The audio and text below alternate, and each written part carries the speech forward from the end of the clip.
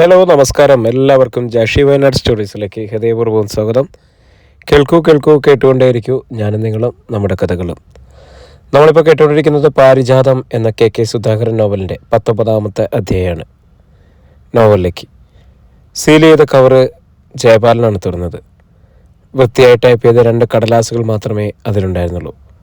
ഒന്നിൽ ലളിതാബായിയുടെ വിവിധ അക്കൗണ്ടുകളിലുള്ള ബാങ്ക് ബാലൻസുകളും മറ്റു സ്വത്ത് വിവരങ്ങളും, മറ്റേതിൽ ഉണ്ണിത്താൻ്റെ ബാങ്ക് ബാലൻസുകളും സ്വത്ത് വിവരങ്ങളും. ഒരു കടലാസ് അയാൾ അരുണയ്ക്ക് നൽകി. ഉണ്ണിത്താൻ്റെതായിരുന്നു അത്. സ്വന്തം പേരിലും ഭാര്യയുടെയും മക്കളുടെയും പേരിലും ബിനാമി പേരുകളിലും അയാൾ സമ്പാദിച്ചു കൂടിയ ധനത്തിൻ്റെ വിശദ വിവരങ്ങളായിരുന്നു അത്.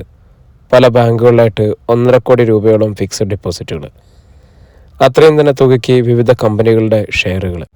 35 ലക്ഷത്തിന് വാങ്ങിയ ഒരു വീട്, 37 ലക്ഷത്തിൻ്റെ മറ്റൊരു വീട്. താമസിക്കുന്ന വീടും കുടുംബസ്വത്തായി കിട്ടിയതാണ്. മൂന്നാറിലെ 15 ഏക്കർ തേയിലത്തോട്ടം, ഇടുക്കിയിലെ 7 ഏക്കർ ഏലം, ടൗണിൽ ഫ്ലാറ്റ് പണിയാൻ പാകത്തിന് വാങ്ങിക്കൂട്ടിയിരിക്കുന്ന 3 ഏക്കർ സ്ഥലം, എല്ലാം കൂടി 4-4.5 കോടിയോളം രൂപ വരും ഉണ്ണിത്താൻ്റെ സമ്പാദ്യങ്ങൾ. അരുണ പറഞ്ഞു. ആളുമെടുക്കാനാണ്, അക്കാര്യത്തിൽ ഒരു സംശയമില്ല. കഴിഞ്ഞ 12 വർഷങ്ങൾക്കുള്ളിലാണ് അയാൾ ഇത്രയും വാരിക്കൂട്ടിയത്. 25,000 രൂപയാണ് അങ്കിളുടെ ശമ്പളം. മാസം 1 ലക്ഷം രൂപ ശമ്പളം കണക്കാക്കിയ പോലും മൊത്തം 1.5 കോടി തികയത്തില്ല. പിതൃസ്വത്തായിട്ട് കുറച്ച് കിട്ടിക്കാണത്തില്ലേ? അവൾ ചോദിച്ചു. 50 സെൻറ്റ് സ്ഥലവും താമസിക്കുന്ന വീടുമാണ് ഷെയറായി കിട്ടിയതെന്ന് പുള്ളി പലതവണ പറഞ്ഞിട്ടുണ്ട്. ആ വീട് പുതുക്കിപ്പണിഞ്ഞാണ് ഇപ്പോഴും താമസം. ഇങ്ങനെയൊക്കെ ആണെങ്കിലും സ്വന്തം വേരുകൾ മറന്നില്ലല്ലോ, അതുതന്നെ വലിയ ഗുണമല്ലേ. 1/2 കോടിയുടെ ഒരു ബംഗ്ലാവിലേക്ക് പുള്ളിക്ക് വേണമെങ്കിൽ താമസം മാറായിരുന്നു. പക്ഷെ അങ്ങനെ ചെയ്തില്ലല്ലോ. എളിമയെന്ന് പറയുന്നത് ഇതാണ്, പരിഹാസത്തോടെ അരുണ പറഞ്ഞു. ചെറുമയുടെ സമ്പാദ്യം കേൾക്കണ്ടേ? ജയപാലൻ ചോദിച്ചു. മാനേജറെ കടത്തി വെട്ടിക്കാണല്ലോ ഉടമ? ഇല്ല, അതാണ് രസം. 4 ബാങ്കുകളിലായിട്ട് ചെറുമയ്ക്ക് 1 കോടി രൂപയുടെ ഡെപ്പോസിറ്റേ ഉള്ളൂ. 4 ബാങ്കുകളിലും സേഫ് ഡെപ്പോസിറ്റ് ലോക്കറുണ്ട്. അവയിൽ ലക്ഷക്കണക്കിന് വരുന്ന രക്തവും വൈരവും പതിച്ച സ്വർണ്ണാഭരണങ്ങളാണെന്ന് റിപ്പോർട്ട്.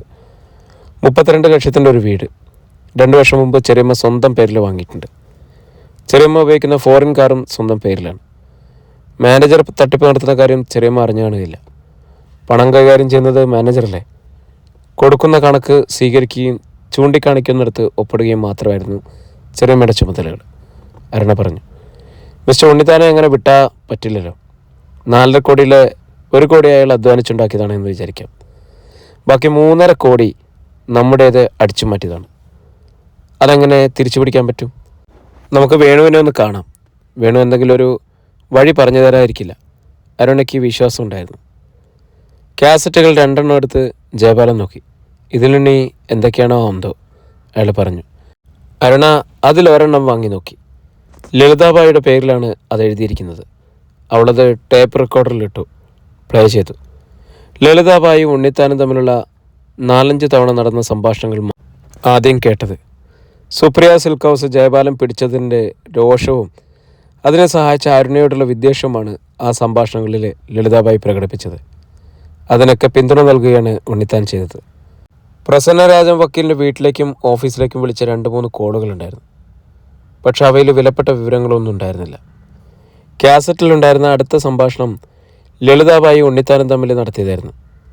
ജയപാലനും അരുണയും അത് ശ്രദ്ധാപൂർവം കേട്ടു. അവനെനിക്കറിയാലോ, കാണാൻ കൊള്ളാവുന്ന ഒരു പെണ്ണിന് കണ്ണ് കാണിച്ചാൽ അവളുടെ പുറകെ പോകും.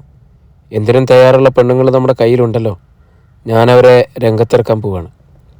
അരുണ അത് കേട്ട് ചിരിച്ചു. ജയപാല, സൂക്ഷിച്ചിരുന്നോ? പ്രേമലതയെ നിലയ്ക്ക് നിർത്തിയത് കൊണ്ട് മാത്രം പ്രശ്നം തീർന്നില്ല. എന്തിനും തയ്യാറുള്ള സുന്ദരിമാർ താങ്കളുടെ ഊഴവും കാത്ത് ക്യൂവിൽ നിൽപ്പുണ്ട്. ചെറിയമ്മ പറഞ്ഞിട്ടായിരിക്കുമോ പ്രേമലത വീണ്ടും? എന്തോ എനിക്ക് വിശ്വാസം വരുന്നില്ല. എങ്ങനെ നമുക്ക് ബാക്കിയൂടെ കേട്ടുവെക്കാം. പക്ഷെ വേറൊരു അപകടമുണ്ട്. മേനോൻ ആശുപത്രിയിൽ സുഖം പ്രാപിക്കുകയാണ്. അയാൾ വെറുതെ ഇരിക്കുന്നത് ലളിത വിചാരിക്കുന്നുണ്ടോ? ഇല്ല, എനിക്കറിയാമത്. വീട്ടിൽ വന്നാലും അയാളുടെ വായടപ്പിക്കാൻ ഞാനൊരു വഴി കണ്ടുപിടിച്ചിട്ടുണ്ട്. എന്നേക്കുമായിട്ട് ഇവിടെ വന്നു കഴിഞ്ഞാൽ അന്നോ അല്ലെങ്കിൽ പിറ്റേ ദിവസമോ അയാൾ മരിക്കുന്നു. എങ്ങനെ? അരുണയ്ക്കൊരു കയ്യബദ്ധം പറ്റുന്നു, അയാൾ മരിക്കുന്നു. പോലീസുകാർ അവളെ കൊണ്ടുപോകുന്നു. ഒരു ജീവപര്യന്തം അവളെ കാത്തിരിക്കുന്നുണ്ട്. ജയപാലൻ ഞെട്ടിപ്പോയി. പെട്ടെന്ന് അയാൾ ടേപ്പ് റെക്കോർഡർ ഓഫാക്കി. അരുണയുടെ മുഖവും വിളറിപ്പോയി. കേട്ടില്ല അരുണ ആ സ്ത്രീ പറഞ്ഞത്? ആ ദുഷ്ടയുടെ മനസ്സിലിരിപ്പ് ഇതാണ്. ആശുപത്രിയിൽ നിന്നും അച്ഛൻ വരുന്നതിന് വേണ്ടി കാത്തിരിക്കുകയാണ് അവർ ചിലപ്പോൾ അപ്പോഴത്തെ ദേഷ്യത്തിന് പറഞ്ഞതാകാനും മതി. വിശ്വസിക്കാനാവാതെ അവൾ പറഞ്ഞു, അല്ല, പറഞ്ഞതുപോലെ പ്രവർത്തിക്കുന്ന ആളാണ് സ്ത്രീ. ഇത്രയും കാലം അവർ അച്ഛനെ മരുന്ന് കുത്തിവെച്ച് ഭ്രാന്തിയാക്കിയില്ലേ, അതിലപ്പുറവും ചെയ്യാൻ അവർ മടിക്കത്തില്ല. എന്തായാലും അച്ഛനെ ആശുപത്രിയിൽ നിന്നും കൊണ്ടുവരും മുമ്പേ നമുക്കിത് അറിയാൻ കഴിഞ്ഞല്ലോ. അതൊരു വലിയ ഭാഗ്യമായിട്ട്. ഡിറ്റക്റ്റീവ് ഏജൻസി ഏർപ്പെടുത്തുന്ന കാര്യം അരുണയൊന്ന് പറഞ്ഞില്ലായിരുന്നെങ്കിൽ നമ്മളിത് അറിയുമായിരുന്നില്ല. ഒരു ദിവസം നമ്മൾ ചെന്ന് നോക്കുമ്പോൾ അച്ഛൻ മരിച്ചു കിടക്കും. അരുണ മരുന്ന് മാറിക്കൊടുത്തുകൊണ്ടാണെന്ന് മരണം സംഭവിച്ചെന്ന് ആ സ്ത്രീ വരുത്തി തീർക്കും. ഇനി അത് നടക്കില്ല.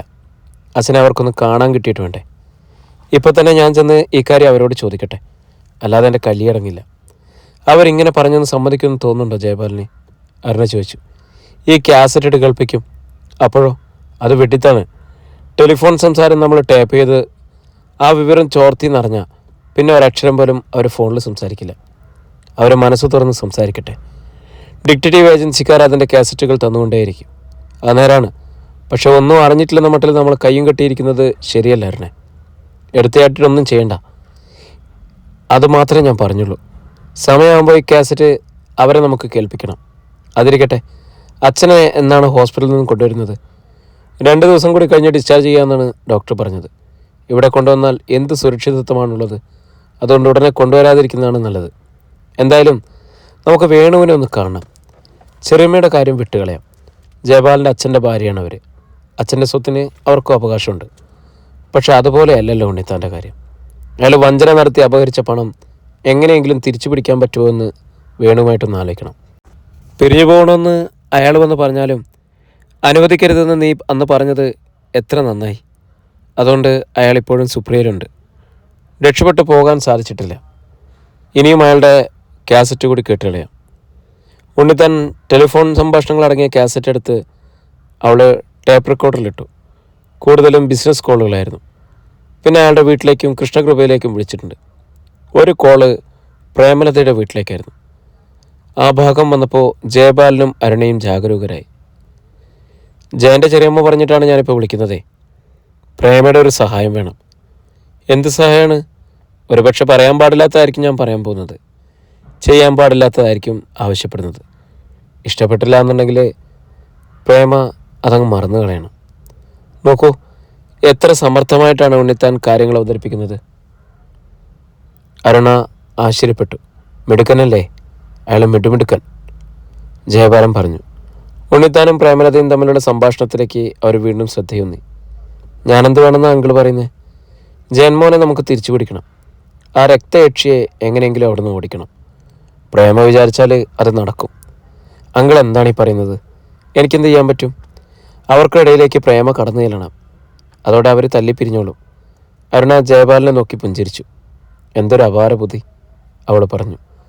പ്രേമലതയുടെ ഈ നനച്ചിരിക്കാതെയുള്ള കടന്നാക്രമണത്തിൻ്റെ കാരണം ഇപ്പം മനസ്സിലായില്ലേ? അയാൾ പറഞ്ഞു. ആ കാസറ്റ് മുഴുവൻ അവർ കേട്ടു. അവളെ എനിക്ക് കുറ്റപ്പെടുത്താൻ തോന്നില്ല. പ്രത്യേകിച്ച് വരുമാനമൊന്നുമില്ലാതെ വീട്ടു ചെലവുകൾ നടത്താൻ പാടുപെടുമ്പോൾ ഇങ്ങനെ ഒരാൾ പ്രലോഭിപ്പിച്ചാൽ സാധാരണ ആരും വീണുപോകും. തന്നെയല്ല, ജയനെ തിരിച്ചു കിട്ടാനൊരു സുവർണാവസരവും, അരുണ പറഞ്ഞു. അവർ ചെയ്തത് തെറ്റല്ലെന്നാണോ അരുണ പറയുന്നത്? എന്നാൽ അവൾ വിളിച്ചെടുത്തേക്ക് ഞാനങ്ങ് ചെല്ലാം. എന്താ? ജയപാലൻ അരിശത്തോടെ പറഞ്ഞു. അയ്യോ, അതല്ല ഞാൻ ഉദ്ദേശിച്ചത്. പ്രേമലതയുടെ ദൗർബല്യം കണ്ടുപിടിക്കാൻ കഴിഞ്ഞതുകൊണ്ടാണ് ഉണ്ണിത്താൻ അവളെ വീഴ്ത്താൻ പറ്റിയതെന്നാണ് ഞാൻ പറഞ്ഞത്. അവൾക്ക് പണത്തിനൊരു അത്യാവശ്യം ഉണ്ടായിരുന്നു, ജയപാലിനെയും. അപ്പോൾ ഇനി എന്താണ് നമ്മൾ ചെയ്യേണ്ടത്? നമുക്ക് നാളെ വേണുവിനെ കാണണം. പിറ്റേ ദിവസം അവർ അഡ്വക്കേറ്റ് വേണുഗോപാലിനെ കാണാൻ പോയി.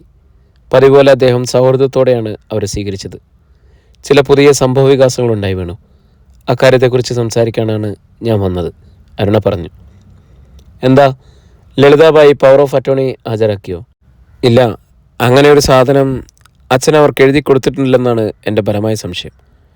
ഉണ്ടായിരുന്നെങ്കിൽ കാര്യമായ എതിർപ്പൊന്നും കൂടാതെ സുപ്രിയ സിൽക്ക് ഹൗസ് ചെറിയമ്മ എനിക്കങ്ങനെ വിട്ടുതരില്ലായിരുന്നു, ജയപാലൻ പറഞ്ഞു.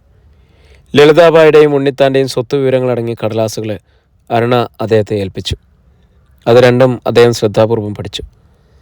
കഴിഞ്ഞ 12 വർഷത്തിനുള്ളിൽ 4.5 കോടിയോളം രൂപയാണ് ഉണ്ണിത്താൻ സമ്പാദിച്ചിരിക്കുന്നത്.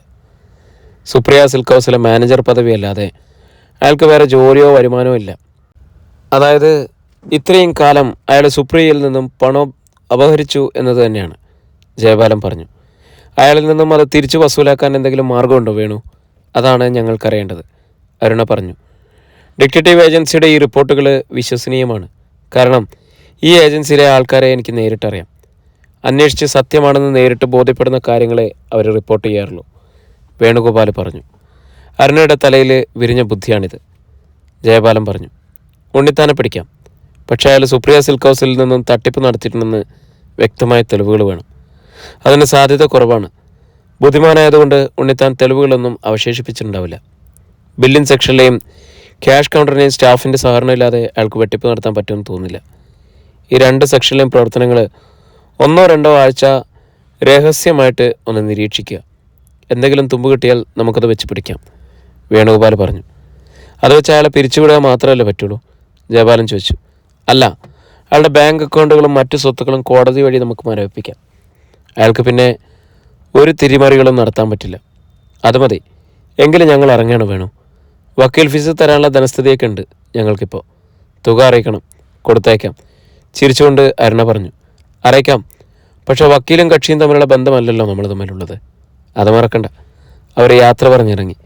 കൃഷ്ണകൃപയിലേക്ക് കാർ ഓടിക്കുമ്പോൾ ജയപാലൻ ചിന്തയിലായിരുന്നു. എന്താണ് ആലോചിക്കുന്നത്, അരുണ ചോദിച്ചു. വർഷങ്ങളായിട്ട് ക്യാഷ് കൗണ്ടറിലെ രാജേന്ദ്രനും പ്രഭാകരനുമാണ് മാറി മാറിയിരിക്കുന്നത്. അവർ വിശ്വസ്തരാണെന്നാണ് എനിക്ക് തോന്നിയിട്ടുള്ളത്. ആരെയും വിശ്വസിക്കാൻ പാടില്ലെന്ന് ഇപ്പോൾ മനസ്സിലായില്ലേ? ഉണ്ണിത്താനെക്കുറിച്ച് ഇങ്ങനെ വല്ലതും മനസ്സിൽ പോലും നമ്മൾ വിചാരിച്ചിരുന്നോ? ശരിയാണ്. എന്തായാലും കുറച്ച് ദിവസം ഒന്ന് ശ്രദ്ധിക്കണം, അരുണ പറഞ്ഞു. കമ്പ്യൂട്ടറിലാണ് ബില്ലടിക്കുന്നത്, അപ്പോൾ അവിടെ കള്ളത്തരം കാണിക്കാൻ പ്രയാസമുണ്ട്. എങ്കിലും ഞാനിനി ഒന്ന് മനസ്സ് വയ്ക്കാം, അയാൾ പറഞ്ഞു. ആർക്കും സംശയമൊന്നും തോന്നാത്ത രീതിയിൽ ജയപാലൻ 4-5 ദിവസം ബില്ലിംഗ് സെക്ഷനും ക്യാഷ് കൗണ്ടറും പ്രത്യേകം നിരീക്ഷിച്ചു. സംശയാസ്പദമായിട്ട് ഒന്നും അയാൾക്ക് കണ്ടെത്താൻ കഴിഞ്ഞില്ല. വെട്ടിപ്പ് നടക്കുന്നുണ്ടെങ്കിൽ എന്നും അത് നടക്കും. ലക്ഷങ്ങളാണ് ഇപ്പോൾ ദിവസമുള്ള വിറ്റുവരവ്, ജയപാലൻ പറഞ്ഞു. പിന്നെ എവിടെയാണ് പണം ചൊരുന്നത്, അരുണ ചോദിച്ചു. എനിക്കറിയില്ല. രാജേന്ദ്രനെയും പ്രഭാകരനെയും സ്വത്തുവിവരം അന്വേഷിക്കാൻ ഞാൻ പറഞ്ഞിട്ടുണ്ട്. അത് നന്നായി. വെട്ടിപ്പിൽ അവർക്ക് പങ്കുണ്ടോ എന്നറിയാൻ അത് സഹായിക്കും, അവൾ അയാളെ അഭിനന്ദിച്ചു. പിറ്റേ ദിവസം ഏജൻസിയിൽ നിന്നും റിപ്പോർട്ട് കിട്ടി. രാജേന്ദ്രനും പ്രഭാകരനും ബാങ്ക് ബാലൻസ് ഇല്ല. രണ്ടുപേരും ചെറിയ വീടുകളിലാണ് താമസം. സഹകരണ ബാങ്കിൽ നിന്നും 50,000 രൂപയുടെ ലോൺ എടുത്താണ് രാജേന്ദ്രൻ അനുജിത്തിയുടെ കല്യാണം കഴിഞ്ഞ വർഷം നടത്തിയത്. ഇൻസ്റ്റാൾമെൻറ്റ് വ്യവസ്ഥയിലാണ് 7 മാസം മുമ്പ് പ്രഭാകരൻ ഒരു കളർ TV വാങ്ങിയത്. ഞാൻ പറഞ്ഞില്ലേ, രണ്ടുപേരും കുഴപ്പക്കാരല്ല, ജയപാലൻ പറഞ്ഞു. എത്രയാണ് അവരുടെ ശമ്പളം, അരുണ ചോദിച്ചു. 7,500. റിസ്ക് അലവൻസ് എന്ന പേരിൽ അടുത്ത മാസം മുതൽ 500 രൂപ കൂട്ടിക്കൊടുത്തൂടെ? കൊടുക്കാം. എന്നിട്ടും പ്രശ്നം അവശേഷിക്കുകയാണ്. എങ്ങനെയാണ് ഉണ്ണിത്താൻ അടിച്ചുമാറ്റുന്നത്? സത്യത്തിൽ ഓഫീസിൽ നടക്കുന്നതെന്താണെന്ന് രഹസ്യമായിട്ട് അറിയാൻ അവിടെ നമുക്ക് ആരുമില്ല. ഉണ്ടോ, അരുണ ചോദിച്ചു. ഇല്ല. മാനേജറെ കൂടാതെ ഒരു ചീഫ് അക്കൗണ്ടൻറ്റ്, 2 അസിസ്റ്റൻറ്റുകളും 1 ക്ലർക്കും 2 പ്യൂണുമാണ് ഓഫീസിലുള്ളത്. ഇവരാരുമായിട്ട് നമുക്ക് നേരിട്ട് ബന്ധപ്പെടേണ്ടി വന്നിട്ടില്ല. നമ്മുടെ ആളായിട്ട് നമുക്കവിടെ ഒരു അസിസ്റ്റൻറ്റ് മാനേജറെ പുതുതായിട്ട് നിയമിച്ചാലെന്താ? അതിന് ബുദ്ധിമുട്ടൊന്നുമില്ല. മാനേജറെയും ഓഫീസിനെയും ബന്ധിപ്പിക്കുന്ന കണ്ണിയായിരിക്കണം അസിസ്റ്റൻറ്റ് മാനേജർ. ഓഫീസ് കാര്യങ്ങൾ അസിസ്റ്റൻറ്റ് മാനേജർ വഴി വേണം മാനേജർക്ക് പോകാൻ. മുകളിൽ നിന്നുള്ള കാര്യങ്ങൾ അതുപോലെ മറിച്ചു. നല്ല ഐഡിയ ആണ്, പക്ഷേ ഉണ്ണിത്താൻ അത് ഇഷ്ടപ്പെടില്ല. അയാൾ പോണമെന്ന് പറഞ്ഞു നിൽക്കുമല്ലേ. പോകുന്നതിന് മുമ്പ് എല്ലാ കാര്യങ്ങളും ഒരാളെ പഠിപ്പിക്കണമെന്ന് പറയുന്നത് ന്യായമല്ലേ? അത് ശരിയാണ്. പക്ഷെ പറ്റിയ ആളെ കണ്ടുപിടിക്കണ്ടേ അസിസ്റ്റൻറ്റ് മാനേജറായിട്ട് നിയമിക്കാൻ? അതത്ര എളുപ്പമാണെന്ന് എനിക്ക് തോന്നുന്നില്ല. അക്കാര്യത്തിൽ ജയപാലൻ വിഷമിക്കണ്ട. ഞാൻ ഒരാളെ കണ്ടുവച്ചിട്ടുണ്ട്. ആരാണത്? ഈ ഞാൻ തന്നെ. എന്താ, എന്നെക്കൊണ്ട് ആ പണി പറ്റില്ലെന്ന് തോന്നുന്നുണ്ടോ? പുഞ്ചിരിയോടെ അവൾ ചോദിച്ചു. ആശ്ചര്യത്തോടെ അയാൾ അവളെ നോക്കി. മോളെ, നീയോ? നിന്നേക്കാൾ യോജിച്ച ഒരാളെക്കുറിച്ച് എനിക്ക് ചിന്തിക്കാനേ പറ്റില്ല. കോളേജിൽ വെച്ച് ഞാൻ കുറച്ച് സാമ്പത്തിക ശാസ്ത്രം പഠിച്ചതാ. ഡിഗ്രിക്ക് എക്കണോമിക്സ് ആയിരുന്നു എൻ്റെ വിഷയം. ശ്രമിച്ചാൽ ഒരു അസിസ്റ്റൻറ്റ് മാനേജറായി തട്ടിമുട്ടി പോകാൻ എനിക്ക് കഴിയുന്നതാണ് എൻ്റെ വിശ്വാസം. സുപ്രിയ സിൽക്ക് ഹൗസിലെ അസിസ്റ്റൻറ്റ് മാനേജർക്ക് എൻ്റെ ആശംസകൾ. കൊടുക്കുകയായി, അയാൾ ആഹ്ലാദത്തോടെ പറഞ്ഞു. അവൾ നീട്ടിയ കൈക്ക് പിടിച്ച് കുലുക്കി. ഒരു പ്രധാന കാര്യം പറയാനാണ് ഞാനിപ്പോൾ അങ്കിളിനെ വിളിച്ചത്. എന്നോടുള്ള സ്നേഹം കൊണ്ടും ഞാൻ നിർബന്ധിച്ചുകൊണ്ടും മാത്രമാണ് വിശ്രമ ജീവിതം നയിക്കാൻ ആഗ്രഹമുണ്ടെങ്കിലും അങ്കിൾ ഇവിടെ തുടരുന്നെന്ന് എനിക്കറിയാം. അതാണ് ജയമോനെ വാസ്തവം. അദ്ദേഹം വൈകാതെ എന്നെ പോകാൻ അനുവദിക്കണം. ഞാൻ അതേക്കുറിച്ച് വളരെയേറെ ചിന്തിച്ചു. അങ്കിൾ പോയാൽ ആ സ്ഥാനം ഏറ്റെടുക്കാൻ പരിചയസമ്പന്നനായ ഒരാൾ വേണ്ടേ? ഒരു അസിസ്റ്റൻറ്റ് മാനേജറെ നിയമിച്ചാലോ എന്നാണ് എൻ്റെ ആലോചന. പുള്ളി ഒരുവിധം കാര്യങ്ങളൊക്കെ പഠിച്ചു കഴിഞ്ഞാൽ അങ്കിളിന് റിട്ടയർ ചെയ്യാലോ. അതൊരു നല്ല ബുദ്ധിയാണ് മോനെ. മോൻ്റെ മനസ്സിൽ ആരെങ്കിലും ഉണ്ടോ? ഇല്ല, പറ്റിയ ഒരാളെ കണ്ടുപിടിക്കണം. എങ്ങും തൊടാതെ ജയൻ പറഞ്ഞു. എങ്കിൽ ഞാനൊരാളെ തരാം. രാംകുമാർ എന്നാണ് പേര്. MCOM ഫസ്റ്റ് ക്ലാസ്സിൽ പാസ്സായിട്ടുണ്ട്. വയസ്സ് വെറും 28. കാണാൻ യോഗ്യൻ. ഇപ്പോൾ ബോംബെയിലെ ഒരു കമ്പനിയിലെ ഫിനാൻഷ്യൽ മാനേജറാണ്. ഉണ്ണിത്താൻ ആഹ്ലാദത്തോടെ പറഞ്ഞു. എങ്ങനെയാണ് ഈ രാംകുമാറിന് അങ്കിളുമായിട്ട് പരിചയം? ജയൻമോനോട് ഞാൻ പറയാനിരിക്കായിരുന്നു. എൻ്റെ മോളുടെ കല്യാണം ഏതാണ്ട് തീരുമാനിച്ചു കഴിഞ്ഞേ. രാംകുമാറാണ് വരണം. 2 മാസത്തിനുള്ളിൽ കല്യാണം നടക്കും. നാട്ടിൽ വന്ന് കൊള്ളാവുന്ന എന്തെങ്കിലും ജോലിയിൽ പ്രവേശിക്കണമെന്നാണ് അവൻ്റെ ആഗ്രഹം. 2 മാസം എടുക്കില്ല അങ്കിളിന് മരുമോൻ വരാൻ. അതുവരെ വെയിറ്റ് ചെയ്യേണ്ട കാര്യമില്ല. തൽക്കാലം ഞാൻ അരുണയെ അസിസ്റ്റൻറ്റ് മാനേജറായിട്ട് നിയമിക്കുകയാണ്. പിന്നീട് വേണ്ടത് ചെയ്യാം. രക്തം വാർന്നു പോയതുപോലെ ഉണ്ണിത്താൻ്റെ മുഖം വിളറി വെളുത്തു. പിറ്റേന്ന് സുപ്രിയ സിൽക്ക് ഹൗസിൽ അസിസ്റ്റൻറ്റ് മാനേജറായിട്ട് അരുണ ജോലിയിൽ പ്രവേശിച്ചു. അധ്യായം 43. അസിസ്റ്റൻറ്റ് മാനേജറുടെ മുറി ഇത്ര ആഡംബരങ്ങൾ നിറഞ്ഞതായിരിക്കുമെന്ന് അരുണ സ്വപ്നത്തിൽ പോലും വിചാരിച്ചിരുന്നില്ല. ഈശ്വരനെ മനസ്സ് ധ്യാനിച്ച് അങ്ങോട്ടിരിക്കൂ. റിവോൾവിംഗ് ചെയർ ചൂണ്ടിക്കാട്ടി ജയപാലൻ പറഞ്ഞു. മടിച്ചു പഠിച്ച് അവൾ അതിലിരുന്നു. ഒരാവേശത്തിനാണ് അസിസ്റ്റൻറ്റ് മാനേജറാകുമെന്ന് ഞാൻ കയറി പറഞ്ഞത്. പക്ഷേ ഇപ്പോൾ സത്യത്തിൽ എനിക്ക് പേടി തോന്നുന്നുണ്ട്. എന്ത് പേടിക്കാനാ? ഞാനല്ല അപ്പുറത്തെ മുറിയിൽ. വരൂ, എല്ലാവരെയും പരിചയപ്പെടുത്താം. മാനേജറുടെ മുറിയിലേക്കാണ് അയാൾ അരുണയെ കൊണ്ടുപോയത്. അങ്കിളെ ഞാൻ പ്രത്യേകം പരിചയപ്പെടുത്തേണ്ട കാര്യമില്ലല്ലോ. സുപ്രിയ സിൽക്ക് ഹൗസ് ആരംഭിച്ച മുതൽ ഈ സ്ഥാപനത്തിൻ്റെ ചുക്കാൻ പിടിക്കുന്നത് ഉണ്ണിത്താൻ അങ്കിളാണ്. എന്തെങ്കിലും പറയാനുണ്ടെങ്കിലും ചോദിച്ചാൽ മതി, അങ്കിളത് പറഞ്ഞു തരും. എന്തെങ്കിലും അറിയാനുണ്ടെങ്കിലും. അതെ, അരുണമോളെ ഓഫീസിൻ്റെ സകല ചുമതലകളും ഏൽപ്പിച്ചിട്ട് വേണം മനസ്സമാധാനത്തോടെ എനിക്ക് ഇവിടം വിട്ടു പോകാൻ. വിളറിയ ഒരു ചിരിയോടെ ഉണ്ണിത്താൻ അങ്കിൾ പറഞ്ഞു. 2 മാസം കൂടി കഴിഞ്ഞാൽ അങ്കിളിന് വേണമെങ്കിൽ ഇവിടുന്ന് പോകാം. അങ്കിൾ പോയാൽ മരുമകൻ രാംകുമാറിനെ ഇവിടുത്തെ മാനേജറായിട്ട് നിയമിക്കാനാണ് ഞാൻ ഉദ്ദേശിക്കുന്നത്, ജയപാലൻ പറഞ്ഞു. ഉണ്ണിത്താന് അതൊരു പുതിയ വാർത്തയായിരുന്നു. ഒട്ടും പ്രതീക്ഷിക്കാത്തൊരു സന്തോഷ വാർത്ത. പെട്ടെന്ന് ആ മുഖം പ്രസന്നമായി. എന്തിനാ 2 മാസത്തെ അവധി? ഇന്ന് ഞാൻ ഫോൺ ചെയ്ത് പറഞ്ഞാൽ നാളെ രാംകുമാർ ഇവിടെ പറന്നെത്തും. ബോംബെ മടുത്തു കഴിഞ്ഞു അവന്. അത്ര ധൃതി വെക്കണ്ട രാംകുമാർ ആദ്യം അങ്കിളിൻ്റെ മോളെ കല്യാണം കഴിക്കട്ടെ, എന്നിട്ട് മതി മാനേജറാക്കുന്നത്, ജയപാലൻ പറഞ്ഞു. അത് ഉണ്ണിത്താനെ സ്വീകാര്യമായിരുന്നു. മതി, എനിക്ക് ധൃതിയില്ല. അരുണയും കൊണ്ട് ജയപാലൻ പിന്നെ ഓഫീസിലേക്കാണ് പോയത്. 2 മാസത്തിനുള്ളിൽ ഉണ്ണിത്താനെ തിളയ്ക്കാൻ പറ്റുമോ? അരുണ ശബ്ദം താഴ്ത്തി ചോദിച്ചു. സാധിച്ചില്ലെങ്കിൽ വേണ്ട, തൽക്കാലം അയാളെ പിണക്കാതിരിക്കാൻ ഒരു നമ്പർ ഇട്ടതാണ് ഞാൻ. ഓഫീസിലെ ചീഫ് അക്കൗണ്ടൻറ്റ് ഹരിദാസിന് പുറമെ അസിസ്റ്റൻറ്റുകളായ ശശിയും ഗോപിയും ക്ലർക്ക് ശിവാനന്ദനുമാണ് ഉണ്ടായിരുന്നത്. 3 പേരെയും ജയപാലൻ അരുണയ്ക്ക് പരിചയപ്പെടുത്തി കൊടുത്തു. ആദരവോടെയാണ് എല്ലാവരും അവളെ സ്വീകരിച്ചത്. അരുണയെ പിന്നീട് കൊണ്ടുപോയത് വിവിധ സെക്ഷനുകളിലേക്കാണ്. എല്ലായിടത്തും അവൾ നടന്നു കണ്ടു. സെയിൽസ്മാൻമാരും സെയിൽസ് ഗേളുകളും അത്ഭുതത്തോടു കൂടിയാണ് അവളെ നോക്കിയത്. ഇത് നമ്മുടെ പഴയ സീമയല്ലേ? പലരും ആശ്ചര്യപ്പെട്ടു. റെഡിമെയ്ഡ് സെക്ഷനിലുണ്ടായിരുന്ന സീമയെ അവർക്കെല്ലാവർക്കും അറിയാമല്ലോ. നിങ്ങളാരും സംശയിക്കണ്ട, മുമ്പ് ഇവിടെ ഉണ്ടായിരുന്ന സീമയുടെ സഹോദരിയാണ് എൻ്റെ ഭാര്യ അരുണ. ഇരട്ടപ്പറ്റവർ, അവരോട് ജയപാലൻ പറഞ്ഞു.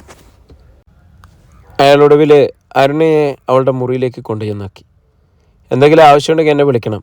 ജയപാലൻ സ്വന്തം ക്യാബിലേക്ക് പോയി. 1 മണിക്കൂറോളം ആ മുറിയിൽ തനിയെ ഇരുന്നപ്പോൾ അരുണയ്ക്ക് ക്ഷമ നശിച്ചു. അവൾ എഴുന്നേറ്റ് ജയപാലൻ്റെ അടുത്തേക്ക് നിന്നു. എന്താ അവിടെ ഇരുന്ന് ബോറടിച്ചോ? ചിരിയോടെ ജയപാലൻ ചോദിച്ചു. എനിക്കവിടെ ഒരു പണിയില്ല, പരാതി പോലെ അവൾ പറഞ്ഞു. സമാധാനപ്പെട്, നിനക്ക് പണി തരാൻ അവർ അണിയറയിൽ ആലോചനകൾ നടത്തുകയാവും. വാ, ഞാൻ കുറച്ച് കണക്കുകൾ പഠിപ്പിക്കാം. കമ്പ്യൂട്ടറിൽ അയാൾ സുപ്രിയ സിൽക്ക് ഹൗസിലെ ചില അടിസ്ഥാന സ്ഥിതിവിവര കണക്കുകൾ കാണിച്ചു കൊടുത്തു. കമ്പ്യൂട്ടർ ഉപയോഗിച്ച് മറ്റു കാര്യങ്ങൾ കണ്ടുപിടിക്കുന്ന എങ്ങനെയെന്നും അയാൾ അവളെ പഠിപ്പിച്ചു കൊടുത്തു. ഉച്ചവരെ അങ്ങനെ സമയം പോയി. ഉച്ച കഴിഞ്ഞ് അരുണ സ്വന്തം മുറിയിലേക്ക് പോകുന്നതിന് പകരം അക്കൗണ്ടൻറ്റ് ഹരിദാസിൻ്റെ അടുത്തേക്കാണ് ചെന്നത്. എനിക്കിവിടുത്തെ ജോലികളുടെ ഒരു ഏകദേശ രൂപം കിട്ടിയാൽ കൊള്ളാം, അവൾ അയാളോട് പറഞ്ഞു. അക്കൗണ്ടന്റുകൾ മാത്രമാണ് ഞങ്ങളിവിടെ കൈകാര്യം ചെയ്യുന്നത്. എന്തൊക്കെ മെറ്റീരിയലുകൾ എവിടെ നിന്നൊക്കെ വാങ്ങിക്കണമെന്ന് ഉണ്ണിത്താൻ സാറാണ് തീരുമാനിക്കുന്നത്. തിരുപ്പൂരിൽ നിന്നും, ഹോസിയറിൽ നിന്നും, മറ്റുള്ളവരെല്ലാം പഞ്ചാബിൽ നിന്നും, ഗുജറാത്തിൽ നിന്നും, ബോംബെയിലെ മില്ലുകളിൽ നിന്നും നേരിട്ട്, റെഡിമെയ്ഡ് ബോംബെയിൽ നിന്നും ബാംഗ്ലൂരിൽ നിന്നും, ഹരിദാസും പറഞ്ഞു. പർച്ചേസിൻ്റെയും സെയിൽസിൻ്റെയും ഫയലുകൾ ഞാൻ നോക്കുന്നതിൽ വിരോധമില്ലല്ലോ? എന്തു വിരോധം? മാഡത്തിന് അതിന് അവകാശമുണ്ടല്ലോ. ഫയലുകളെല്ലാം ക്രമം അനുസരിച്ചാണ് വെച്ചിരിക്കുന്നത്. എന്തെങ്കിലും മനസ്സിലാകാതെ വന്നാൽ ചോദിച്ചാൽ മതി. ഒരു ഫയലും കൊണ്ട് അരുണ അവളുടെ മുറിയിലേക്ക് പോയി. പരിശോധിച്ചപ്പോൾ അത് കഴിഞ്ഞ മാസത്തെ ഡെയിലി കളക്ഷൻ റിപ്പോർട്ടാണ്. ഓരോ ദിവസവും കമ്പ്യൂട്ടറിലടിച്ച മുഴുവൻ ബില്ലുകളുടെയും നമ്പറും ഓരോന്നിൻ്റെ തുകയും രേഖപ്പെടുത്തിയ കടലാസുകളായിരുന്നു ആ ഫയൽ. 1-ാം തീയതി മുതൽ മൊത്തം 350 ബില്ലുകൾ അടച്ചിട്ടുണ്ട്. ആകെ തുക 2.25 ലക്ഷം രൂപ. 2-ാം തീയതി 332 ബില്ലുകൾ. ആകെ തുക 2,35,000 രൂപ. ടെലിഫോൺ ബൂത്തിലെ ജോലി കിട്ടുന്നതിന് മുമ്പ് അരുണ ആദ്യ മാസം കമ്പ്യൂട്ടർ കോഴ്സിന് പോയിട്ടുണ്ടായിരുന്നു. അതിപ്പോഴാണ് പ്രയോജനം ചെയ്തത്. ഹരിദാസിനോട് ചോദിച്ച് പാസ്വേഡ് മനസ്സിലാക്കി കമ്പ്യൂട്ടറിലെ ബില്ലും ഫയലിൽ കയറി അവർ ഓരോന്നിൻ്റെയും തുകയും ഒത്തുനോക്കി. അന്നത്തെ വിറ്റുവരവും ബാങ്കിലടച്ച തുകയും ഒരു പൈസയുടെ വ്യത്യാസം പോലും അരുണയ്ക്ക് കണ്ടെത്താൻ കഴിഞ്ഞില്ല. അപ്പോൾ ഉണ്ണിത്താൻ പണമൊന്നും അടിച്ചു മാറ്റില്ലെന്നാണോ അതിൻ്റെ അർത്ഥം? പിറ്റേ ദിവസം അവൾ 2 വർഷം മുമ്പുള്ള ബില്ലുകളും ബാങ്കിലെ പാസ്ബുക്കുകളും പരിശോധനയ്ക്ക് വിധേയമാക്കി. ഒന്നിലും സംശയാസ്പദമായ ഒരു കാര്യവും അവളുടെ ശ്രദ്ധയിൽപ്പെട്ടില്ല. അതിൻ്റെ അടുത്ത ദിവസം 5 വർഷം മുമ്പുള്ള ബില്ലുകളാണ് നോക്കിയത്. കണക്കുകളെല്ലാം കൃത്യം. ഏത് വഴിയിലാണ് അപ്പോൾ ഉണ്ണിത്താൻ ഇത്രയും സമ്പാദിച്ചു വാരിക്കൂട്ടിയത്? അവൾ ആശയക്കുഴപ്പത്തിലായി. എൻ്റെ അസിസ്റ്റൻറ്റ് മാനേജർ എന്തു പറയുന്നു? വല്ല തുമ്പും കിട്ടിയോ? അന്ന് രാത്രിയിൽ ജയപാലൻ കളിയായി അവളോട് ചോദിച്ചു. ഒരു തുമ്പും കിട്ടിയിട്ടില്ല. എനിക്കിപ്പോൾ അതല്ല പ്രധാന പേടി. കള്ളം കണ്ടുപിടിക്കാൻ വേണ്ടി നിയമിക്കപ്പെട്ട അസിസ്റ്റൻറ്റ് മാനേജർ തോറ്റ് തുന്നമ്പാടി രാജിവെച്ച് പോകേണ്ടി വരുമെന്ന്. 10-20 വർഷമായിട്ട് വെട്ടിപ്പ് നടക്കുന്ന 1-2 ദിവസങ്ങൾ കൊണ്ട് കണ്ടുപിടിക്കാൻ സാധിക്കുമെന്ന് വിചാരിക്കുന്ന മണ്ടത്തരാണ്. നമുക്ക് ശ്രമിച്ചു കൊണ്ടേയിരിക്കാം. അരുണ അയാളുടെ നെഞ്ചിലേക്ക് ചേർന്ന് നിന്നു. അയാൾ അവളെ ചുറ്റിപ്പിടിച്ച് അവളുടെ കവിളുരസി. കടൽ തീരത്തെ പൂഴിമണ്ണിലെവിടെയോ വീണുപോയൊരു മുട്ടുസൂചി. കണ്ടുപിടിക്കുന്നതിന് തുല്യമാണ് ഉണ്ണിത്താനെ കൊടുക്കാൻ തെളിവുകൾ കണ്ടുപിടിക്കുന്നതെന്ന് എനിക്ക് തോന്നുന്നു, അവൾ പറഞ്ഞു. നിരാശപ്പെടാതെ അയാൾ അവളെ ആശ്വസിപ്പിച്ചു. ഗ്ലാസുകളിലേക്ക് 2 കഷ്ണം ഐസ് എടുത്തിട്ട് ഉണ്ണിത്താൻ അതിനു മീതെ 2 വിരൽപ്പാടൊഴുക വിസ്കി ഒഴിച്ചു. കനം കുറച്ച് അരിഞ്ഞ് വറുത്തെടുത്ത ഉപ്പും മുളകും പുരട്ടിയ ഉരുളക്കിഴങ്ങ് ഉപ്പേരി ഒരു പ്ലേറ്റിലാക്കി ശാരദാമ്മ കൊണ്ടുവന്ന് വെച്ചു. ഉണ്ണിത്താൻ ഒരു കവള് വിസ്കി കുടിച്ചിട്ട് 2 കഷ്ണം പൊട്ടറ്റോ ചിപ്സ് എടുത്ത് വായിലിട്ടു. എന്താ ഒരാലോചന? അയാളുടെ അടുത്തിരുന്നുകൊണ്ട് ശാരദാമ്മ ചോദിച്ചു. ആലോചിക്കാൻ ഒരുപാടുണ്ട് ശാരദേ. വല്ലാത്തൊരവസ്ഥയിലായിപ്പോൾ. ജാഗ്രതയോടെ നിന്നില്ലെങ്കിൽ കാൽച്ചൂട്ടിൽ നിന്നും പലതും ഒഴുകിപ്പോകും. കയ്യിലുള്ളത് പലതും പിടിവിട്ടു പോകും. കളികൾ സൂക്ഷിച്ച് കളിക്കണം. ഇത്രയും കാലം പിടിച്ചു നിന്നില്ലേ, ഇപ്പോഴാണോ ഇനി പേടിക്കേണ്ടത്? ഇതുവരെ ലളിതാബായിയെയും അവരുടെ മോനെയും മാത്രം കൈകാര്യം ചെയ്താൽ മതിയായിരുന്നു. ഇപ്പോൾ വേറൊരുത്തി രംഗത്ത് അവതരിച്ചിട്ടില്ലേ? അവളെ അങ്ങനെ നിസാരമായിട്ട് തള്ളിക്കളയാൻ പറ്റത്തില്ല. അയാൾ വിസ്കി എടുത്തൊന്ന് മുത്തി. ലളിതാബായി എന്തു പറയുന്നു? ചില പദ്ധതികളൊക്കെ ലളിത ആസൂത്രണം ചെയ്തിട്ടുണ്ട്. മേനോനെ ഹോസ്പിറ്റലിൽ നിന്നും ഡിസ്ചാർജ് ചെയ്ത് വീട്ടിൽ കൊണ്ടുവരാൻ കാത്തിരിക്കുകയാണ് അവർ. കൃഷ്ണകൃപയിൽ പോകാറില്ലേ ഇപ്പോൾ? ഇല്ല, പോയിട്ട് പ്രത്യേകിച്ച് കാര്യമൊന്നുമില്ലല്ലോ. അത് ശരിയാ. പണ്ടായിരുന്നെങ്കിൽ ആ ത്രിപുരസുന്ദരി തനിച്ചേ ഉള്ളായിരുന്നല്ലോ അവിടെ. ഇപ്പോഴാണെങ്കിൽ പഴയ അഴിഞ്ഞാട്ടങ്ങളൊന്നും നടക്കത്തില്ല. മുനവെച്ച ആ വർത്തമാനം ഉണ്ണിത്താൻ്റെ എവിടേക്കോ കൊണ്ടു. ശാരദാമ്മയുടെ മുഖം അടച്ചൊരടി കൊടുക്കാനാണ് അയാൾക്ക് തോന്നിയത്. പക്ഷെ ചെയ്തില്ല. പകരം ഗ്ലാസ്സിലെ വിസ്കി മുഴുവൻ വായിലേക്ക് കമിഴ്ത്തി. സുഖമില്ലാത്ത സ്ത്രീയാണ്. വശകേടായിട്ട് അടി വീണാൽ താൻ തന്നെ പോകണം പൊക്കിയെടുത്ത് ആശുപത്രി കൊണ്ടുപോയാൻ. രാംകുമാറിനെ മാനേജരാക്കിയാലും അവളവിടെ കാണുമോ? ശാരദാമ്മ ചോദിച്ചു. കാണുകയില്ല. അതിനു മുമ്പേ അവൾ ജയിലിലായി കഴിയും. ജയിലിലോ? ശാരദാമ്മ ഉണ്ണിത്താൻ്റെ മുഖത്തേക്ക് നോക്കി. അയാൾ ഗ്ലാസ്സിലേക്ക് 2ാമത്തെ വിസ്കി പകർന്നു. മനസ്സിലായില്ല അല്ലേ? പറയാം. മേനോൻ സുഖം പ്രാപിച്ച് കൃഷ്ണകൃപയിൽ വന്നു കഴിഞ്ഞാൽ 1-2 ദിവസത്തിനകം മരിക്കും. ലളിതാബായി അതെല്ലാം വേണ്ട വിധത്തിൽ ചെയ്തോളൂ. മേനോൻ മരിക്കുന്നതുകൊണ്ട് 2 ഗുണങ്ങളുണ്ട്. ഒന്ന്, അതിൻ്റെ പേരിൽ അരുണകത്താവും. 2, മേനോനെ എന്നേക്കുമായിട്ട് നിശബ്ദനാക്കാം. സുബോധം വന്ന് അയാൾ വല്ലതൊക്കെ വിളിച്ചു പറഞ്ഞാൽ തെരുവിലിറങ്ങേണ്ടി വരുന്നത് ലളിത മാത്രമായിരിക്കില്ല, ഞാനും നീയ്യ. ലളിതയ്ക്കത് കഴിയുമോ? കഴിയും, അല്ലാതെ പറ്റില്ല. ആ സ്ത്രീ എന്തു വേണമെങ്കിലും ചെയ്തോട്ടെ. നമ്മൾ അതിലിടപെടാനൊന്നും പോകണ്ട. കൊലക്കേസിൽ കൂട്ടുപ്രതിയായ മോളെ കല്യാണം കഴിക്കാൻ അന്തസ്സുള്ള വീട്ടിലെ പയ്യന്മാരാരും തയ്യാറായി വരത്തില്ല. ഉണ്ണിത്താൻ രൂക്ഷഭാവത്തിൽ അവരെ ഒന്ന് നോക്കി. നീ കരുനാക്ക് വളച്ചൊന്നും പറയാതെ പോയി ചോറ് വിളമ്പ്, വിശക്കുന്നു. ശാരദാമ്മ എഴുന്നേറ്റ് പോയി. ഉണ്ണിത്താൻ ഒരു സിഗരറ്റ് എടുത്ത് ചുണ്ടുകൾക്കിടയിൽ വെച്ചു. അയാൾക്കപ്പോൾ എന്തുകൊണ്ടോ ലളിതാബായിയുടെ ചുവന്ന ചുണ്ടുകൾ ഓർമ്മ വന്നു. നൈറ്റിക്കുള്ളിൽ വീർപ്പുമുട്ടി നിൽക്കുന്ന മാറിടങ്ങളും ഒന്ന് കാണാൻ പോലും സാധിക്കുന്നില്ല ഇപ്പോൾ. എന്തു പറഞ്ഞ കാര്യച്ചില്ലും. ഉണ്ണിത്താൻ ഫോണിൻ്റെ റിസീവർ എടുത്ത് ലളിതാബായിയുടെ നമ്പറിൽ ഡയൽ ചെയ്തു. ഹലോ. ലളിതാബായിയുടെ മൂർച്ചയുള്ള സ്വരം കാതിൽ വന്ന് വീണപ്പോൾ ഉണ്ണിത്താൻ്റെ ധൈര്യം തണുത്തുപോയി. ഞാനാണ് ഉണ്ണിത്താൻ. ആദ്യമൊക്കെ നിങ്ങൾ ദിവസം 2-3 തവണ വിളിക്കുമായിരുന്നു. ഇപ്പം 3 ദിവസമായി വിളിച്ചിട്ട്.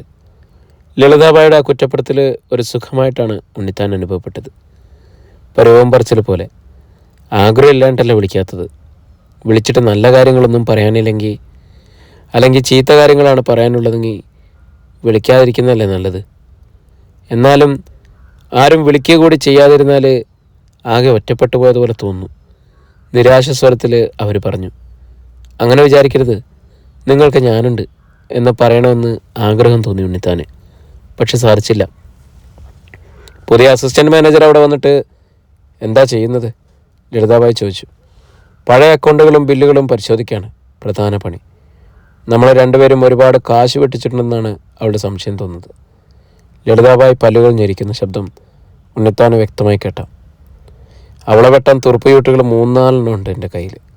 അതിലൊരെണ്ണം ഉടൻ ഇറക്കാൻ പോകുന്നു, അവർ പറഞ്ഞു. എന്താണത്? കാത്തിരുന്ന് കണ്ടാൽ മതി. എന്നും രാത്രിയിൽ എന്നെ വിളിക്കണം. ഞാൻ അങ്ങോട്ടേക്ക് വിളിക്കുകയല്ല. ശാരദാമ്മയ്ക്ക് അത് ഇഷ്ടപ്പെടുത്തില്ലെന്ന് എനിക്കറിയാം. അതുകൊണ്ടാണ്. ലളിതയുടെ സ്വരത്തിൽ ഇത്തിരി നനവുണ്ടോ? ഞാൻ വിളിക്കാം. Good night. Good night. Unnithan മെല്ലെ റിസീവർ വെച്ചു. ഒരു ലാർജ് കൂടി ആവണമെന്ന് അയാൾക്ക് തോന്നി. അല്ലെങ്കിൽ ഇന്ന് ചിലപ്പോൾ ഉറങ്ങാൻ പറ്റത്തില്ലെന്ന് വരും. Miss Rajani Menon, care of KP Indira, Akathethara house, Kaniyamangalam PO. ഈ മേൽവിലാസം നോക്കി അരുണ 2 നിമിഷം ഇരുന്നു. ആരാണ് ഈ രജനി മേനോൻ? ആരാണ് ഈ KP ഇന്ദിര? എന്താണ് അവർക്ക് സുപ്രിയ സിൽക്കുമായിട്ടുള്ള ബന്ധം? സുപ്രിയ സിൽക്ക് ഹൗസിലെ കഴിഞ്ഞ മാസത്തെ ചെലവുകളിൽ എഴുതിയ രജിസ്റ്റർ ബുക്ക് പരിശോധിക്കായിരുന്നു അവർ.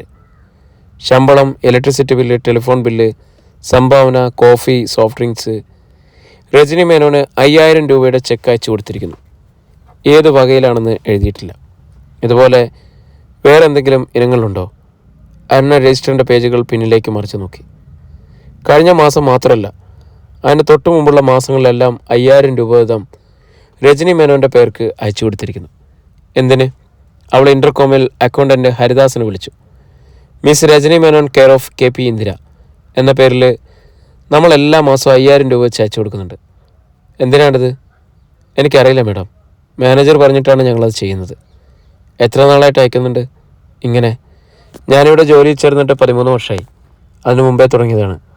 അന്ന് 1000 ആയിരുന്നു തുക. പിന്നീട് 500 രൂപ വീതം പലതവണ കൂട്ടിയിട്ടാണ് ഇപ്പോൾ 5000 ആയത്. ഉണ്ണിത്താനോട് ചോദിക്കാതെ പറ്റില്ല ഇതേപ്പറ്റി. രജിസ്റ്റർ ബുക്ക് എടുത്തുകൊണ്ട് അരുണ ഉണ്ണിത്താൻ്റെ ക്യാബിനിലേക്ക് ചെന്നു. എന്താ മോളെ? അവളെ കണ്ട പ്രസന്നത നടിച്ച് അയാൾ ചോദിച്ചു. എന്തിനാ അങ്ങളെ ഈ മിസ് രജനി മേനോനെ എല്ലാ മാസവും നമ്മൾ 5000 രൂപ വെച്ച് അയച്ചു കൊടുക്കുന്നത്? മേനോൻ സാർ പറഞ്ഞിട്ടാണ്. ആരാണ് ഈ രജനി മേനോൻ? എനിക്കറിയില്ല. സാറിൻ്റെ പേഴ്സണൽ കാര്യങ്ങളൊന്നും ഞാൻ ഇടപെട്ടിട്ടില്ല. എത്ര വർഷമായിട്ട് ഇങ്ങനെ പണം അയച്ചു കൊടുക്കുന്നു? 17 വർഷം മുമ്പ് തുടങ്ങിയതാണ്. ഓരോ 2 വർഷം തികയുമ്പോഴും 500 രൂപ വീതം കൂട്ടണമെന്ന് നിർദ്ദേശം. കൂടുതലായി അരുണൊന്നും ചോദിച്ചില്ല. ചോദിച്ചാലും പ്രയോജനമുണ്ടാവുകയില്ലെന്ന് അവൾക്ക് തോന്നി. ജയപാലൻ്റെ അടുത്തേക്കാണ് പിന്നെ അരുണ ചെന്നത്. മനസ്സിലാക്കിയെടുത്തോളം കാര്യങ്ങളെല്ലാം അയാളോട് പറഞ്ഞു. എല്ലാം കേട്ടപ്പോൾ അയാൾ അത്ഭുതപ്പെടുകയാണ് ചെയ്തത്. അച്ഛനോട് ചോദിച്ചാലേ സത്യാവസ്ഥ അറിയാൻ പറ്റും. അന്നുച്ചയ്ക്ക് ഊണ് കഴിക്കാൻ പോയിട്ട് മടങ്ങുമ്പോൾ അവർ മേനോനെ കാണാൻ ഹോസ്പിറ്റലിൽ കയറി. അച്ഛനൊരു രജനിയെ അറിയാമോ? ജയപാലൻ അദ്ദേഹത്തോട് ചോദിച്ചു. ഇല്ല. ഇന്ദിരയെ? ഇല്ല. തലയാട്ടിക്കൊണ്ട് അദ്ദേഹം പറഞ്ഞു. 17 വർഷം മുമ്പ് അവർക്ക് എല്ലാ മാസവും 500 രൂപ വെച്ച് അയച്ചു കൊടുക്കാൻ ഉണ്ണിത്താൻ അങ്കിളിനോട് അച്ഛൻ പറഞ്ഞിട്ടുണ്ടോ? ഓർമ്മ വരുന്നില്ല മോനെ. ഓർക്കാൻ കുറേ ശ്രമിച്ചിട്ട് പരാജയം സമ്മതിച്ച് മേനോൻ പറഞ്ഞു. സുപ്രയിലേക്ക് വരാൻ കാറിലിരിക്കുമ്പോഴാണ് അടുത്തതായി ചെയ്യേണ്ടതിനെക്കുറിച്ച് അവർ തീരുമാനമെടുത്തത്. രജനി ആരാണെന്നറിയണം. നമുക്ക് അലോഷ്യസിൻ്റെ സഹായം തേടിയാലോ? ജയപാലൻ പറഞ്ഞു. അതെ, ഞാൻ നോക്കിയിട്ട് വേറെ മാർഗമൊന്നും കാണുന്നില്ല. ഡിറ്റക്റ്റീവ് ഏജൻസിയിലേക്ക് വിളിച്ച് അന്ന് തന്നെ രജനി മേനോൻ്റെ മേൽവിലാസം കൊടുത്തു. 3-ാം പക്കം രജനിയെക്കുറിച്ചുള്ള മറ്റു വിവരങ്ങളുമായി ജയപാലനെ കാണാൻ ഡിറ്റക്റ്റീവ് ഏജൻസിയിലെ ജേക്കബ് സുപ്രിയയിൽ വന്നു. അരുണയും ഉണ്ടായിരുന്നു അപ്പോൾ അയാളുടെ ക്യാബിനിൽ. സെൻറ്റ് മൈക്കിൾസ് വിമൻസ് കോളേജിലെ 2-ാം വർഷം BSc വിദ്യാർത്ഥിനിയാണ് രജനി. ഹോസ്റ്റലിൽ താമസം. കാണാൻ സുന്ദരി. രജനിയുടെ അമ്മയാണ് ഇന്ദിര. 1 വയസ്സുള്ള രജനിയെയും കൊണ്ടാണ് അമ്മ ഇന്ദിര ഇപ്പോൾ താമസിക്കുന്ന കണിമംഗലത്തെത്തിയത്. അതിനു മുമ്പ് വള്ളുവശ്ശേരി എന്ന സ്ഥലത്തായിരുന്നു. കണിമംഗലത്ത് ഒരു വാടക വീട്ടിലായിരുന്നു ആദ്യകാലത്ത് ഇന്ദിരയും മകളും താമസം. രജനിയുടെ അച്ഛനെക്കുറിച്ച് നാട്ടുകാർക്ക് വ്യക്തമായിട്ട് അറിയില്ല. ഇന്ദിരയെക്കുറിച്ചും അത്ര നല്ല അഭിപ്രായമല്ല പലരും പറയുന്നത്. ഇത്രയും കാര്യങ്ങളാണ് ജേക്കബ് അറിഞ്ഞുകൊണ്ട് വന്നത്. ജയപാലൻ്റെ മുറിയിൽ ഫ്രെയിം ചെയ്ത് വെച്ചിരുന്ന ഫോട്ടോയിലേക്ക് നോക്കി ജേക്കബ് ചോദിച്ചു, ആരാ സാർ ആ ഫോട്ടോയിലേത്? എൻ്റെ അച്ഛനും അമ്മയാണ്. സാറിൻ്റെ അച്ഛൻ്റെ ഒരു ബ്ലാക്ക് ആൻഡ് വൈറ്റ് ഫോട്ടോ അവരുടെ വീട്ടിലെ സ്വീകരണ മുറിയിൽ ഭിത്തിയിൽ ഫ്രെയിം ചെയ്ത് വെച്ചിട്ടുണ്ട്. ജയപാലനും മരുണയും പരസ്പരം നോക്കി. ഇന്ദിരയും രജനിയും അച്ഛനും തമ്മിൽ എന്താണ് ബന്ധം? ജേക്കബ് പോയി കഴിഞ്ഞപ്പോൾ അവർ അക്കാര്യം ചർച്ച ചെയ്തത്. നമ്മൾ അറിയാത്ത എന്തൊക്കെയോ രഹസ്യങ്ങളുണ്ടായിരുന്നേ. സാരമില്ല, എന്നാലും എല്ലാം പുറത്തു വരാതിരിക്കില്ല. ആ രഹസ്യം പുറത്താകാൻ അധികം വൈകിയില്ല. പിറ്റേ ദിവസം ഉച്ച കഴിഞ്ഞപ്പോൾ ഊണ് കഴിക്കാൻ ജയപാലും അരുണയും കൃഷ്ണകൃപയിൽ വന്നപ്പോൾ അവരുടെ കാറിൻ്റെ തൊട്ടു പിന്നാലെ ഒരു ഓട്ടോറിക്ഷ വന്ന് മുറ്റത്ത് നിന്നു. ചുരിദാർ ധരിച്ച ഒരു പെൺകുട്ടി ഒരു എയർ ബാഗുമായിട്ട് ഓട്ടോയിൽ നിന്നിറങ്ങി. ഇത് തന്നെയല്ലേ കൃഷ്ണകൃപ, മിസ്റ്റർ ഗംഗാധര മേനോൻ്റെ വീട്? അവൾ അരുണയോട് ചോദിച്ചു. അതെ. അവളെ പെട്ടെന്ന് പണം കൊടുത്ത് ഓട്ടോ വിട്ടു. ജയപാലൻ ചേട്ടനും അരുണ ചേച്ചിയല്ലേ? അവരെ നോക്കി മന്ദഹസിച്ചുകൊണ്ട് അവൾ ചോദിച്ചു. രണ്ടുപേരും ഒന്നും പറയാതെ അവളെ തന്നെ നോക്കിയെന്നേ ഉള്ളൂ. ചേട്ടനെയും ചേച്ചിയും മുമ്പ് കണ്ടിട്ടില്ലെങ്കിലും രണ്ടുപേരെയും എനിക്കറിയാം. എൻ്റെ പേര് രജനി മേനോൻ. കൃഷ്ണകൃപയിലെ ഗംഗാധര മേനോന് 18 വർഷം മുമ്പ് ഇന്ദിര എന്ന എൻ്റെ അമ്മയിൽ ജനിച്ച മകള്. നമ്മുടെ കണ്ടുമുട്ടൽ ഈ വിധത്തിലായപ്പോതിൽ എനിക്ക് വിഷമമുണ്ട്. ഇനി ഞാൻ നിങ്ങളോടൊപ്പം ഇവിടെ തന്നെ കൂടാനാണ് വന്നിരിക്കുന്നത്. ഈ വലിയ വീട്ടിൽ എനിക്കൊരു മുറി തരാൻ പ്രയാസം വരില്ല അല്ലേ? മറുപടിക്ക് കാക്കാതെ അവൾ ബാഗ് ചുമലിൽ തൂക്കിക്കൊണ്ട് കൃഷ്ണകൃപയുടെ പടികൾ കയറി. ജയപാലനും മരുണയും അത് നോക്കി സ്തബ്ധരായി നിന്നു. പ്രിയരെ, നമ്മുടെ നോവൽ ഇവിടെ തുടരുകയാണ് കേട്ടോ. ഇതിൻ്റെ അടുത്ത ഭാഗമായിട്ട് നാളെ നമുക്ക് വീണ്ടും കാണാം. ഒത്തിരി സ്നേഹത്തോടെ നിങ്ങളുടെ സ്വന്തം ജാഷി വയനാട്. കേൾക്കൂ കേട്ടുകൊണ്ടേയിരിക്കൂ ഞാൻ നിങ്ങളും നമ്മുടെ കഥകളും.